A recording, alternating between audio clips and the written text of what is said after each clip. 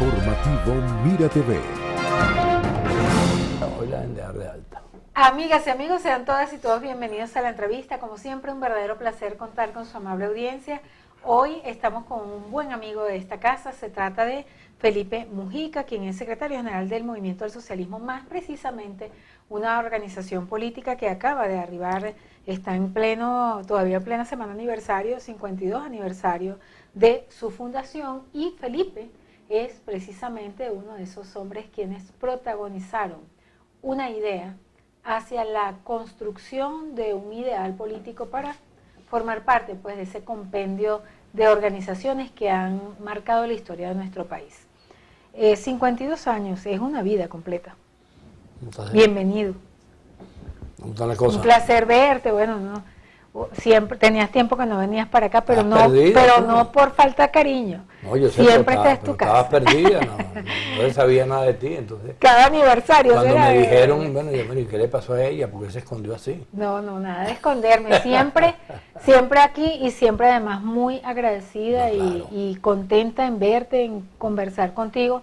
Sabemos que siempre tienes algo interesante que decir con respecto a lo que está pasando en Venezuela. Quisiéramos que fueran buenas noticias, obviamente, en este 52 aniversario. Tú sabes que 52 años es una palabra que se dice fácil, 52 años.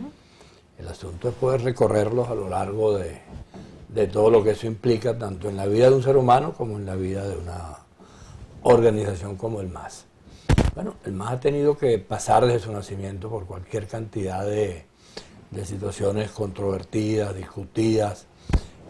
Yo creo que la palabra que mejor define al MAS es una palabra que, al MAS como estructura, como organización, es una palabra que acuñó uno de los fundadores nuestros, Pompeyo Márquez, cuando dijo en algún momento, esos debates que el MAS siempre ha tenido, dijo que lo que signaba el MAS es que el MAS era una organización que era hija del debate. Y bueno, fíjate, tú estás hablando de algo muy interesante, ser hijo o hija. Eso implica, cuando el nacimiento, hablamos del génesis, la diferencia en cuanto a una organización política es que nacen adultos, porque ya nacen con una idea clara, una estructura, una filosofía hacia dónde van. Esos valores de la génesis del MAS, esa idea de gestar una organización política, ¿se ha mantenido en el tiempo o ha evolucionado, ha cambiado? ¿Cómo lo ves tú que has estado allí? Bueno, mira, por ejemplo, lo siguiente, cuando se hizo el primer evento para estructurar el MAS, que se hizo en el Club de los Ciegos, una calle allá por los lados del 23 de enero. Y allí, bueno, estábamos reunidos todos los que veníamos del Partido Comunista. El nacimiento del MAS fue en aquella época toda una controversia dentro del Partido Comunista. Y un contexto mundial súper interesante, claro, ¿no? Porque había gente que era partidaria de hacer el MAS, otros que no eran partidarios, que eran partidarios de quedarse. Bueno, al final se formó una gran mayoría, encabezada por Pompeyo, por Teodoro, por Frei Muñoz, Bayardo, Argelia Laya, por nombrar algunos de los fundadores del MAS. Y bueno, se llegó a ese evento. Yo era en aquella época miembro de la Juventud Comunista y también después de la Juventud del MAS. Y comenzó el debate sobre cómo era el nombre, cuáles eran las características, qué era lo que queríamos como organización. Se afina un nombre que es, Movimiento del Socialismo. Le ponen un apellido que duró muy poco tiempo, duró como, 3 meses, 4 meses, que decía Fuerza Comunista Venezolana, que fundamentalmente se lo pusieron para tratar de que la controversia interna pudiera tener un término medio. ¿Por qué? Porque querían más ser comunistas que socialistas en ese momento. Dentro de los fundadores había una parte que seguía más radical, estando apegada al Partido Comunista, que es de donde veníamos todos. Sin embargo, la dinámica de la vida nos dio rápidamente y buscamos otro nombre, que fue Movimiento Socialismo, Fuerza Socialista Venezolana, lo cual siempre fue dado en la intención de diferenciarnos abiertamente de todas las versiones autoritarias de la época. El MAS venía, Pompeyo Márquez tenía una terrible controversia con Fidel Castro y con los cubanos. El MAS no quería saber nada de lo que era la Unión Soviética, el libro de Pekov, en aquel momento Checoslovaquia, el socialismo como problema, que había sido la invasión de los soviéticos a Checoslovaquia. Todo eso fue rechazado toda esa versión autoritaria por el MAS. En aquel momento no era necesario diferenciarse mucho más, sino que con que dijera movimiento socialismo te estabas diferenciando de todo ese autoritarismo comunista pues, que había en el mundo. Fueron avanzando las cosas, vino el término de socialismo a la venezolana, y fuimos paulatinamente buscando un mecanismo que nos fueran vinculando con la realidad. Ahora, ¿el MAS actualmente es socialista o es capitalista? Aunque su nombre diga social. Es que tú sabes que no se puede hablar de si eres socialista o eres capitalista en este momento. Yo incluso le decía en estos días a alguien del Universal que me estaba haciendo una entrevista y me hizo una pregunta parecida. Le decía, mira, vamos a hacer lo siguiente. Dime tú, Hitler, ¿de derecha o de izquierda? Mao Zedong, ¿de derecha o de izquierda? Stalin, ¿de derecha o de izquierda? Pinochet, ¿de derecha o de izquierda? ¿El MAS de derecha o de izquierda?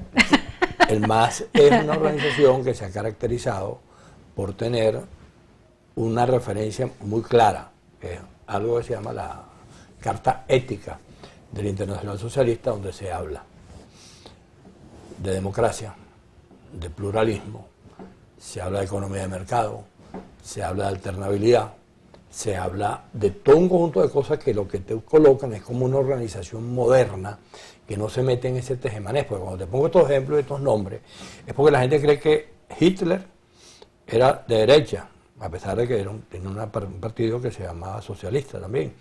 Y que, como la gente que piense que Putin es de izquierda. Exacto, y que Stalin era de izquierda. Ahora, cuando tú ves los resultados de ambos gobiernos, dices qué diferencia hay entre una cosa y la otra.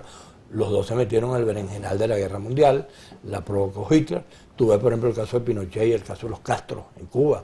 ¿Cuál es el resultado de 60 y tantos años de esa manera de entender las cosas en Cuba, que yo lo llamo simplemente gobiernos autoritarios? Porque al final son gobiernos, como yo lo digo, el autoritarismo no tiene sexo. Puede ser de derecha, puede ser de izquierda o puede ser de Cualquier centro. gobierno puede ser autoritario, pero no necesariamente tiene que ser y no tiene por qué tener sexo. Más vinculado al accionar humano, ¿no? Es una manera de gobernar, una manera arbitraria de gobernar. Tú ves el autoritarismo y tú lo consigues en cualquier gobierno o en cualquier gobernante. Hasta en cualquier gerencia. Entonces, hoy en los tiempos que estamos, lo importante es poder tener gobiernos y propósitos y estrategias para que los países se desarrollen.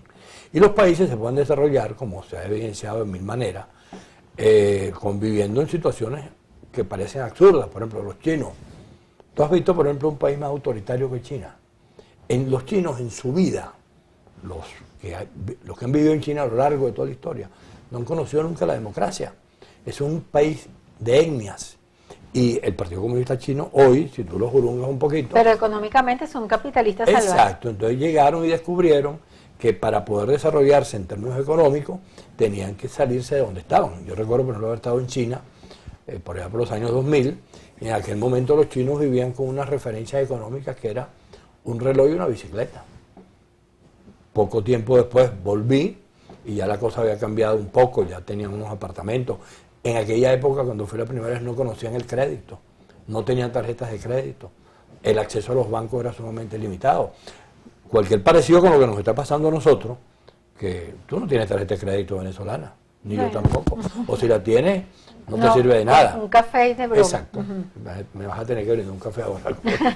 Entonces, ese tipo de situaciones que hacen que gobiernos que se cruzan por un lado y por el otro, llevan, en mi caso, por lo menos lo concluyo así, a que esas definiciones, si tú eres de izquierda, eres de derecha, eres socialista, eres revolucionario, contrarrevolucionario, han ido perdiendo el sentido, porque los ejemplos de gobierno que se identifican con una cosa y con la otra, no tienen mayores diferencias cuando son malos gobiernos, y cuando son buenos gobiernos, son buenos gobiernos. Entonces lo que hay que tratar de buscar entre nosotros, entre los seres humanos, entre esta parte en esta etapa de la humanidad, que estamos mucho más moderna, mucho más civilizada, mucho más desarrollada, es tener gobiernos que puedan permitir el desarrollo, el crecimiento, la posibilidad de que la gente tenga ¿Y eso no es un gobierno liberal? No tiene por qué ser liberal, es que por eso te insisto. Si yo tengo una economía de mercado, una economía productiva, para dar el nombre que en este momento se utiliza. ¿Y de qué sirve que sea socialista, por ejemplo? Bueno, lo que te quiero decir es que es un apellido que le ponen, igual que le pueden poner capitalista. Y cuando tú ves en términos reales, lo que te vas consiguiendo que son gobiernos que van creando mecanismos. Por ejemplo, cuando tú ves lo que está tratando de hacer Maduro en Venezuela, Maduro ha llegado a la convicción de que el sistema que empezó con aquella palabreja, que era exprópiese, que la colocó Chávez en el centro del propósito económico del gobierno. Dilapidó la confianza en Venezuela como negocio. Eso fracasó. Todo lo que expropió, no se sabe qué pasó, lo cierto es que ninguna de las cosas, más nada. Por eso, ninguna de las cosas expropiadas, en este momento, uno no sabe dónde están. Entonces, esa economía que comenzó desde aquel momento, ellos se dieron cuenta ya que no los conduce a ninguna parte. Eso que ellos han llegado a la conclusión, con todo este brete que tenemos ahorita, con el tema del salario, y entonces de nuevo le vuelven, como siempre, pues, a echarle la culpa a las medidas, a echarle la culpa a las sanciones, cuando resulta que el problema es que aquí tenemos una economía que no funciona. Y si esa economía, que Maduro ha dado algunos pasos que parecen interesantes, pero se queda a mitad del camino, él da 2 pasos para adelante y 10 para atrás. 2 pasos para adelante y 10 para atrás. Y entonces tiene 7 años anunciando que si la economía productiva, que si ahora sí viene. Ahí lo escuché ayer en un discurso, en una marcha, diciendo que ahora sí, que él desde enero. Bueno, pero eso siempre, eso tiene un discurso reiterado varios años. Por eso te digo, tiene 7 años. Yo recuerdo una de las ruedas de prensa que dimos hace 2 o 3 semanas atrás. Dijimos, Maduro tiene 7 años engañando al país con unos supuestos avances en el terreno económico que no van a ninguna parte. Ellos saben que el diseño económico que les impuso Chávez en su oportunidad, que estaba emblematizado con la palabreja que ya te dije, desprópiese, no sirve. Ahora fíjate, hay una reflexión de una psicóloga muy famosa que dice que las personas maduran cuando dejan de ser hijos, es decir, cuando el ser humano deja culpar a sus padres por sus resultados. ¿Qué percibo? Que en realidad la inmadurez en la política venezolana es terrible. Todos culpan a los demás y nadie asume una responsabilidad, empezando por el mismo gobierno. O sea, culpamos a las sanciones, culpamos al otro y no asumimos la responsabilidad de nuestra propia existencia. No, yo soy así porque mi mamá me trató mal cuando era chiquita. O sea, llegó la hora de que las personas y los partidos y los ciudadanos asuman cada quien su responsabilidad. Yo estoy de acuerdo contigo. El problema es que a la venezolana, que forma parte de nuestras características culturales, aquí es típico, no en los políticos, tú después lo ampliaste hacia los seres humanos. En Venezuela es típico que cuando tú tienes un problema, le echas la culpa a otro. Siempre, ¿no? ¿Qué te pasó? No, es que tú sabes que me hicieron, o fulano. Ahora, eso es un hecho, yo no sé si forma parte de nuestra idiosincrasia, si forma parte de cómo somos, si forma parte de una manera de comportarnos. Lo cierto del caso es que eso de echarle la culpa al otro, evidentemente como conducta humana no va a ninguna parte. Y si eso lo asumen quienes tienen responsabilidades políticas, peor todavía. Ahora, ¿qué es lo que ha pasado aquí? Ve, por ejemplo, cuando Fidel Castro en los años 60, después de la situación de la invasión de Bahía Cochino, vino todas las medidas que tomó los Estados Unidos en relación a Cuba. ¿Qué hizo Fidel Castro? Bueno, inventó el gran discurso. Que todo lo que pasa, mantiene, es culpa de Estados Unidos. Es culpa. Busca un culpable. Es culpa del Esa es imperio. inmadurez política. Y entonces, bueno, no solamente inmadurez, es falta un fraude. de responsabilidad. Es un fraude, es una falta de responsabilidad. No responsabilizarse Y cuando por tú le sus preguntas derechos. a ellos, mira, ¿y qué piensas tú de que ustedes tienen 60 y tantos años gobernando ese país y sin embargo ese país está viviendo peor que nunca? Dicen, bueno, lo importante es que tenemos que mantenernos nosotros allí. Ya, y yo les pregunto, bueno, ¿pero mantenerse para qué? No, porque hay que mantenerse, lo demás veremos cómo lo vamos resolviendo. Entonces, ¿qué ocurre? Esa situación de buscar permanentemente la responsabilidad en otro lado y no asumir tú la que tienes, que eso vale para el gobierno y vale también para la oposición. Claro. La oposición nos hemos equivocado ya está bueno de culpar a los demás de mil maneras y nadie asume que la equivocación o lo que ocurrió fue responsabilidad tuya. Eso pasa también con los ciudadanos. Yo recuerdo, eso lo hemos comentado otras veces, el tema de la abstención.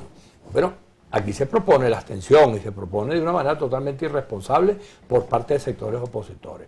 Los ciudadanos siempre han tenido en todos los momentos la posibilidad de votar o de no votar. Y han tomado el camino, la mayoría, de no votar. Yo recuerdo que yo tengo muchos amigos abstencionistas y yo les digo, mira, los domingos que hay que ir a votar. ¿Dónde nos vemos mañana? Nos tomamos un café, almorzamos, nos tomamos un whisky en la noche. Pero quiero que nos veamos para que tú me digas qué viene ahora. Y siempre me han embarcado. Me han embarcado no sé cuántos procesos electorales que no me dicen para dónde Porque vamos. precisamente es una posición que no asume Claro. la responsabilidad. Y que no tiene sostén, no tiene argumentos sobre lo que viene después. Y fue colocada de manera irresponsable y la mayoría del país asumió que ese camino existía, cuando ese camino no era viable. Ahora, 52 años está cumpliendo el MAS. ¿Qué responsabilidad asume? Esta es la respuesta que queremos de nuestro invitado, secretario general de esta organización política, Felipe Mujica, en la próxima parte. Informativo Mira TV. Continuamos conversando con nuestro invitado, es Felipe Mujica, secretario general del MAS, bueno, un político de dilatada trayectoria en nuestro país.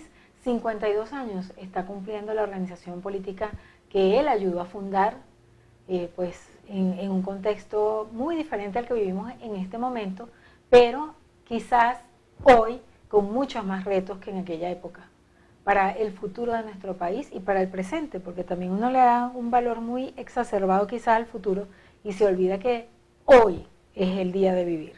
Ahora bien, la responsabilidad de esta organización política, no durante los 52 años, que es su historia y el pasado, sino hoy. Nosotros ayer tuvimos el acto aniversario. La fecha es el 19 de enero, pero vista la circunstancia y como coincidía el lunes con el 23 de enero, decidimos hacerlo allí. Entonces tomamos ya unas decisiones sobre qué le queremos proponer al país. Por ejemplo, ya tenemos una frase que nos parece que es bien importante, que señala como proposición la Venezuela que viene. Entonces, la Venezuela que viene, tratamos de dibujarle al país lo que debemos conquistar. Y dentro de las cosas que había que conquistar, por supuesto, está el ver cómo unir a los venezolanos en algún tipo de proposición. Para empezar por alguna parte, nosotros ayer hicimos un esfuerzo grande e invitamos a todos los sectores que existen en el llamado campo opositor. Y fueron, la gente fue para la rumba.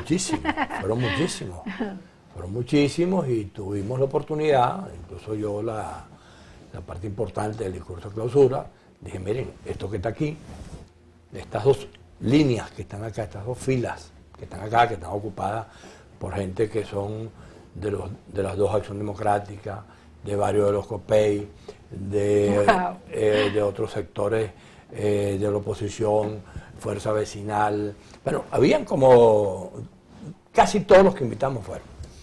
Y yo le dije, mira, esto que está aquí demuestra que sí es posible que nos consigamos, que sí es posible que nos reunamos y empecemos a conversar. Y como siempre se habla, tratando de establecer comparaciones con lo que ocurrió en Chile, del llamado milagro, que era como ellos lo llamaban, ellos decían, no, aquí la única posibilidad de aliarnos, estoy hablando de la oposición chilena en la época de Pinochet, es que ocurre un milagro. Bueno, y el milagro fue transitando. El milagro comenzó por unas convocatorias que hizo aquí en Venezuela. Aniceto Rodríguez, que era un chileno que vivió aquí, que fue funcionario de Allende, muy amigo de Carlos Andrés Pérez, y habló con Carlos Andrés. Y le dijo, vamos a convocarlos, vamos a traerlos todos para acá.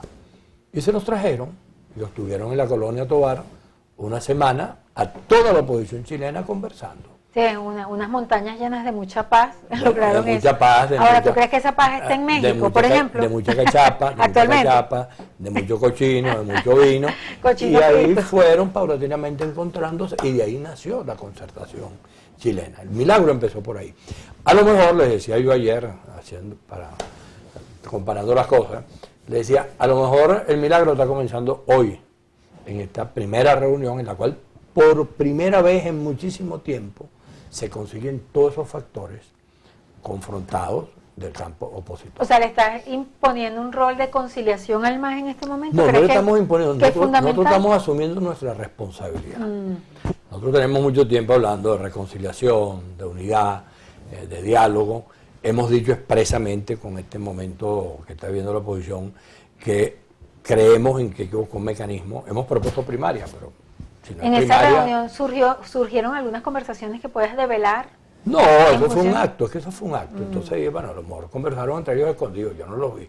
es otra cosa, pero estaban, que es lo importante. Ajá. Estaban allí. Estaban bajo un mismo techo. Y estábamos ahí sentados, estábamos conversando de manera muy cordial. Ahí estuvo también el presidente Fede Cámara. Cuando tú te estabas preparando para el discurso de los 52 años, ese momento, que sabías que ibas a encontrar a esa gente, o por lo menos tenías la idea porque los invitaron, ¿no? Si los invitaron, presumían que iban a ir. Cuando te estabas preparando, pensando, oye, ¿qué digo? Uno siempre se prepara, ¿no? Bueno, ¿qué digo? ¿Cuál será el tema más importante? ¿Cuáles eran tus reflexiones? Esas reflexiones íntimas. Tú sabes que yo en materia de discurso soy un gran improvisador.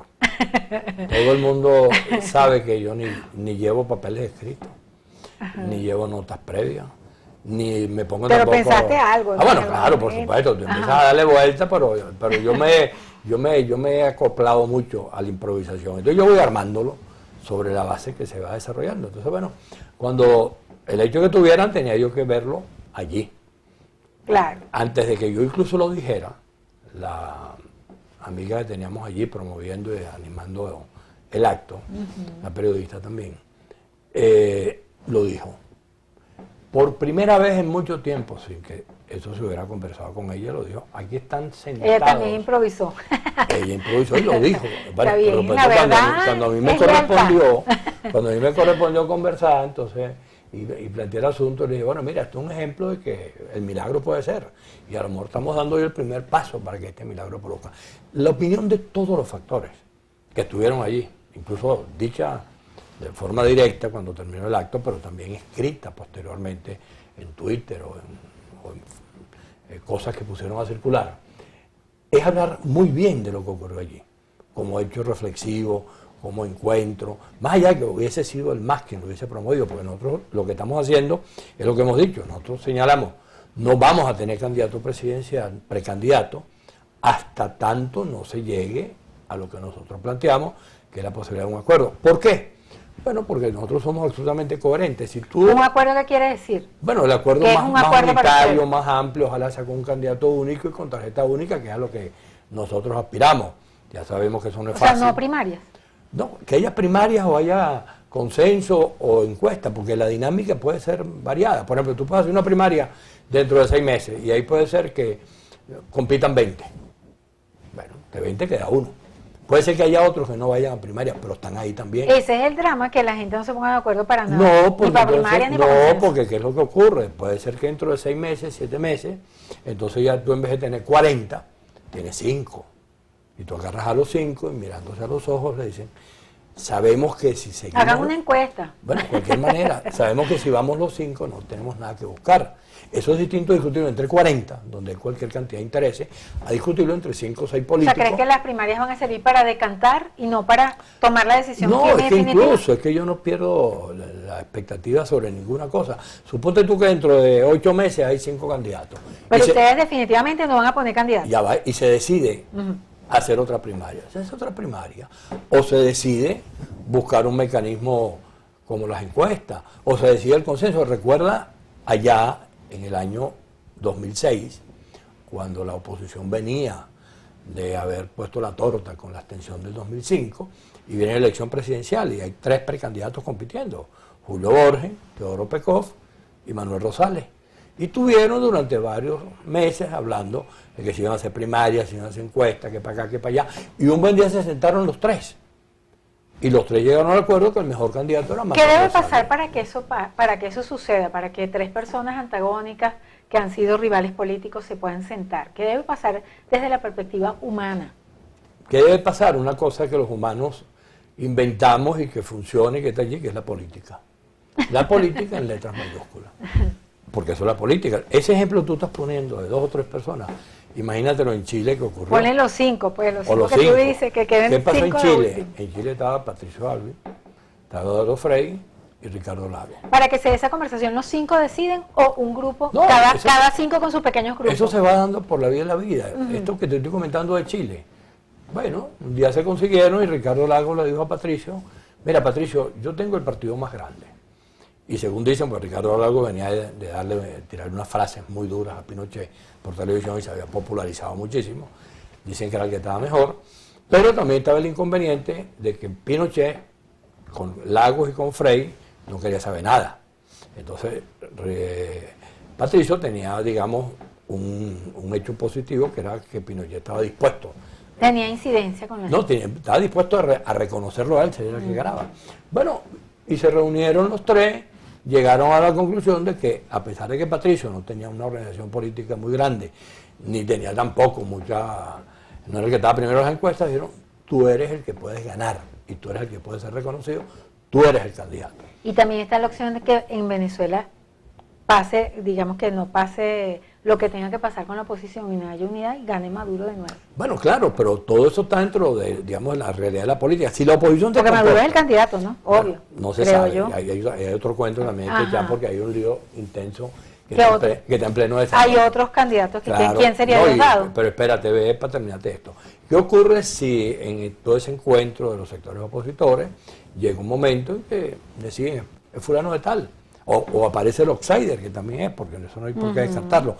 Nosotros hemos acuñado una palabra que nos parece que es muy importante ahorita para poder comprender todo lo que está pasando, que es tener paciencia, para que los acontecimientos se vayan desarrollando. Como 20 años de pero, paciencia. bueno, sí, pero ha habido momentos malos y momentos regulares, porque tú no te puedes fastidiar, tú no puedes querer que todo salga bien, o todo salga mal, o todo salga regular, pero es que la cosa tenga capacidad de maniobra, digo distintos matices para que no te fastidies. Entonces, ¿qué ocurre? Eso va a irse dando, a lo mejor con mucha complejidad, con muchos problemas, pero hay que tener, primero, una conducta positiva, segundo, actuar con optimismo. A mí, por ejemplo, yo no compro para nada las conductas gato negro que tiene algunos seres humanos que creen que todo va a salir mal. Yo eso no lo comparto.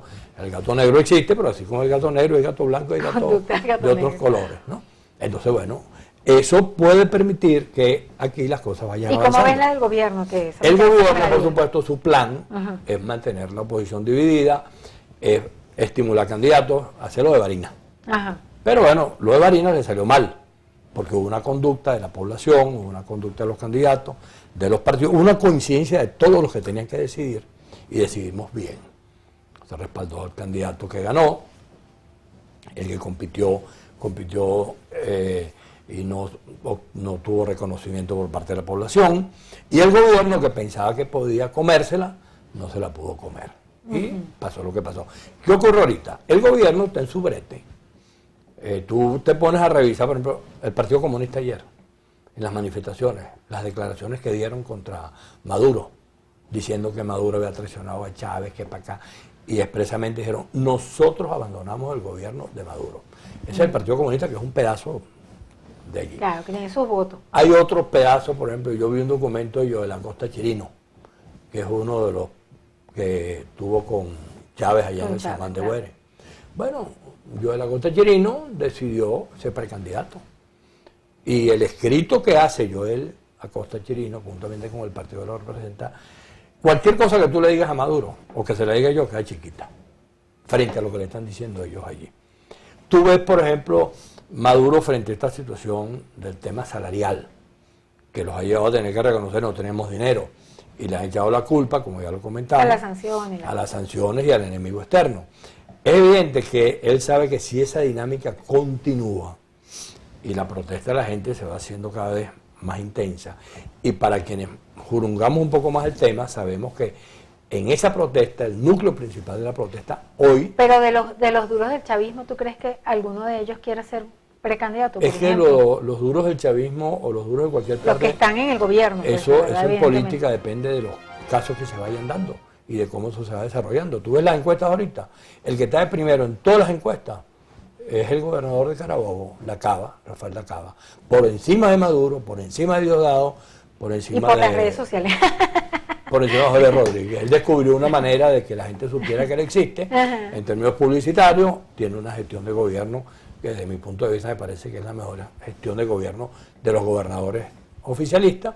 Bueno, y eso le ha dado entonces la posibilidad de aparecer visto por un sector de la población del campo oficialista que cree que él es el mejor. Mira, nos tenemos que ir, pero ya sabes que siempre ¿Para estás dónde? invitado, bueno, ya para tomarnos el café que tú dijiste. Ok, muchísimas gracias. Bueno, no, gracias Felipe, a ti y seguimos hablando, quedó la conversación por la verdadero mitad. placer, sí, pero tenemos que retomarla en cualquier momento. Bueno, tú eres la que quieras invita, volver. porque yo no me puedo aparecer aquí improvisto. No, pero estás invitado. Bueno, Vamos a hacerla el mes perfecto. que viene, ¿te parece? Bueno, no, cuando tú Vamos a quieras. cuadrar de una vez aquí. Tú me llamas y nos ponemos de acuerdo y nos vemos. Ok, y vemos cómo va la cosa en las primarias y los acuerdos. Exacto, seguimos Muchísimas viendo todo gracias, esto. Felipe, y feliz aniversario para todos Bueno. los amigos del MAS. Así es, que sigamos en esa tareita. Que sean buenas nuevas, ojalá Dios quiera en la próxima. Gracias a ustedes, nuestros queridos televidentes, a nuestro invitado Felipe Mujica, secretario general del Movimiento al Socialismo Más, a nuestro director Antonio Abrantes, y quien tuvo el inmenso placer de conversar con ustedes, Daisy López, les desea lo mejor. Feliz tarde.